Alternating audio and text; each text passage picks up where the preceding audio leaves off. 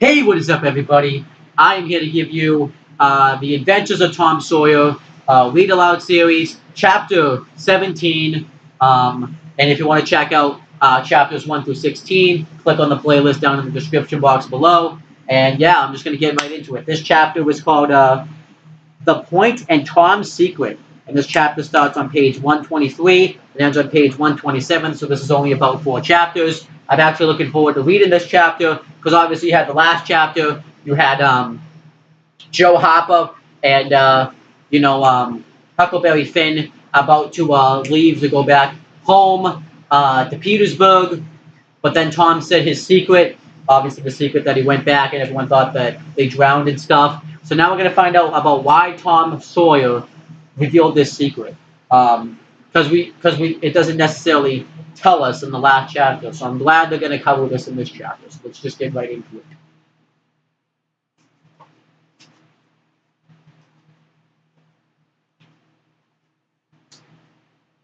But there was no hilarity in the little town that some tranquil Saturday afternoon. The Hoppers and Aunt Polly's family were being put into mourning with great grief and many tears. An unusual quiet possessed the village, although it was ordinarily quiet enough in all conscience. The villagers conducted their concerns with an absent air and talked little, but they sighed often. The Saturday holiday seemed a burden to the children. They had no heart in their sports and gradually gave them up. In the afternoon, Becky Thatcher found herself moping about the deserted schoolhouse yard and feeling very melancholy, but she found nothing there to comfort her. She, Silo, so, crap, I have no clue how to say this word. Soliloquized. I have no clue what that means. Let me look that up real quick. I legit have no idea. I want to make sure I look that up too. I'm going to look up how to say it because that might be important.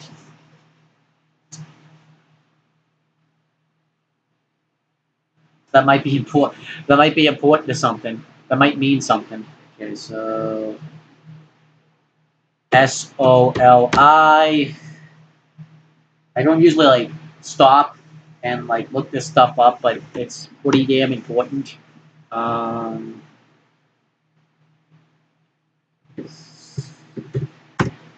so you say the word, you go to dictionary.com.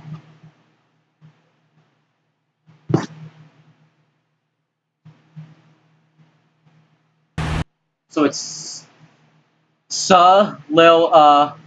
quaz. I think that's how you say that. I'm not gonna click on the. I'll actually click on the thing because I'm getting this off dictionary.com. Maybe if I say it,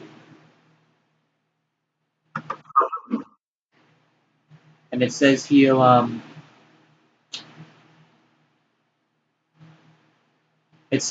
to utter a soliloquy, talk to oneself. Um, and then they have the actual like word. An utterance of discurrence by a person who is talking to himself or herself, or is disgraceful or obvious to any hearers present. Often used as a device from drama to disclose a character's innermost thoughts. Hamlet's soliloquy begins with "to be or not to be." So pretty much, he was just talking to himself. Um, I figured I would read that out loud so that way I know what that is. So I wanted to continue. And, oh, if only I had his brass and drawn knob again, but I haven't got anything now to remember him by. And she choked back a little sob.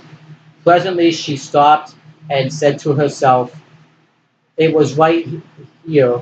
Oh, if it was to do over again. I wouldn't say that I wouldn't say it for the whole world, but he's gone now. I'll never see him anymore." This thought broke her down and she wandered away with tears rolling down her cheeks. Then quite a group of boys and girls, playmates of Tom's and Joe's, came by and stood looking over the fallen fence and talking in reverent tones of how Tom did so and so. the last time they saw him, and how Joe said this and that small trifle. Um, Pregnant with awful prophecy as they could easily see now. And each speaker pointed out the exact spot where the lost lad stood at the time, and then added something like, "And I was a standing just so, just as I am now, and as if you was him." I was I was as close as that, and he smiled just this way. And then something seemed to go all over me, like awful, And I never thought that what it meant, of course, but I can see now. There was a dispute about who saw the dead boys last in life, and many claimed that this no distinction and offered evidence more or less tampered with by the witness, and when it was ultimately decided who did see the departed last and exchanged a little words with them, the lucky parties took upon themselves a sort of sacred importance and were gazed at and envied by all the rest. One poor chap who had no other grandeur to offer, said with tolerably manifest pride in the remembrance. Well, Tom Sawyer, he licked me once, because that was his catchphrase that he would say all the time. But that bit for glory was a failure. Much of the boys could say that, and so that cheapened the distinction too much. The group watered away, still recalling memories of the lost heroes in odd voices. When the Sunday school hour was finished the next morning, the bell began to toll instead of ringing in the usual way. It was very still Sabbath, and the mournful sound seemed in keeping with the musing hush that lay upon nature. The villagers began to gather, um, loitering at the moment in the vestibule to converse in whispers about the sad event. But there was no whispering in the house, only the funeral rustling of distresses as the women gathered in their seats disturbed the silence there. No, none could remember when the little church had been so full before. There was finally a waiting pause, an unexpected, expectant dumbness, and then Aunt Polly entered, followed by Sid and Mary, and they by the Papa family, all in deep black, and the whole congregation. The old minister was well rose, reverently, and stood until the mourners were seated in the front pew. There was another communing silence, broken at intervals by muffled sobs, and then the minister spread his hands abroad and prayed. At moving, a moving hymn was sung, and the text followed: "I am the resurrection and the life." And the services proceeded.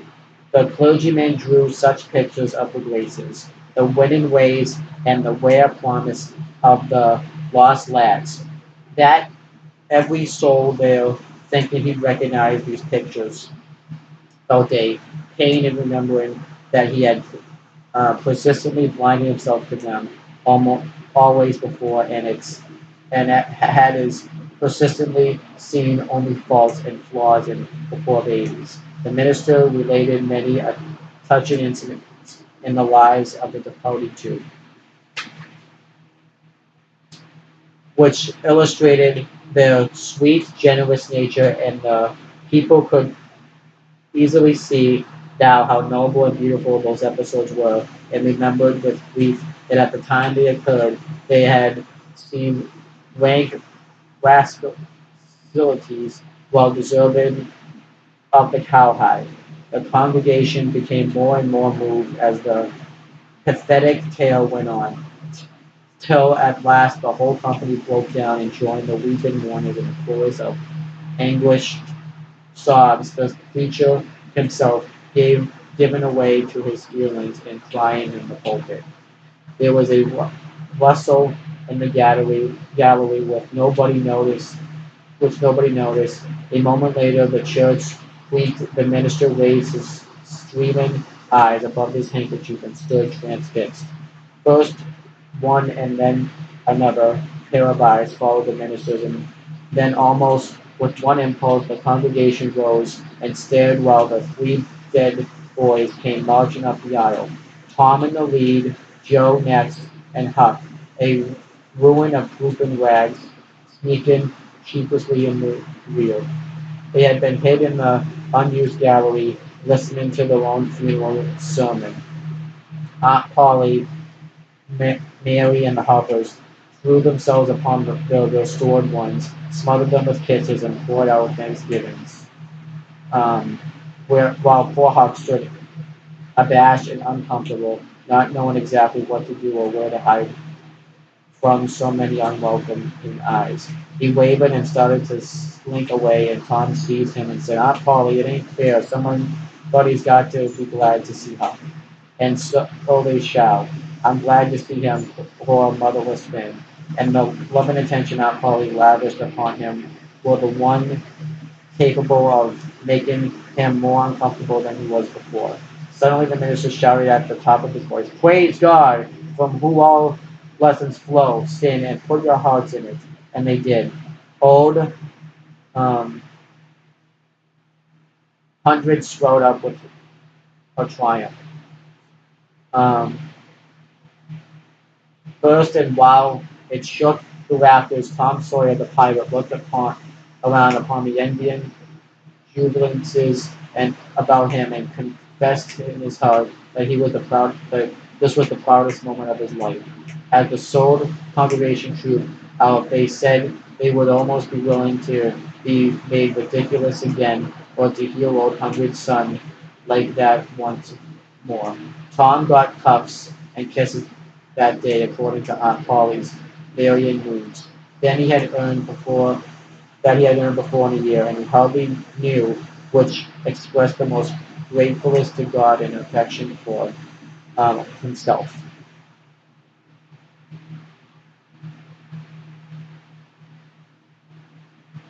So yeah, that was a weird chapter. I did not expect that at all, actually. For them to come back to the town, I guess they got really homesick. Um, I guess Tom didn't really want to admit his secret. I can't really say why this happens from this book. Like, it's really tough for me to say because um, I guess maybe Tom didn't really want to admit that he missed being around everybody. From what it seemed like, I think Tom, you know, wanted to, you know,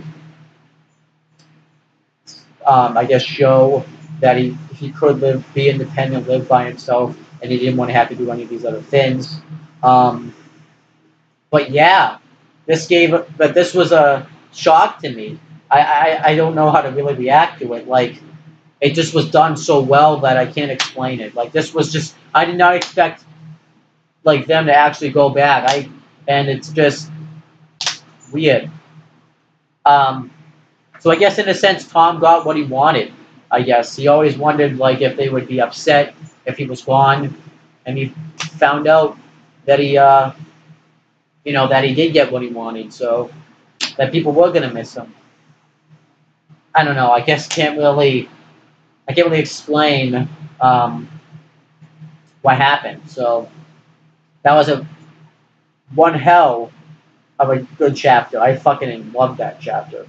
Um, so yeah, that's pretty much it for that. Thank you guys for watching this video. Please make sure to subscribe to this channel for more content, and make sure you click on the bell down below so that way every time we upload a video on this channel, you guys will get the notification for it. Please make sure to subscribe to my CM Brothers channel as well, and click on the bell on that channel so that way every time we upload a video on there, you get the notification for it. And that's pretty much it, guys. Talk to you later.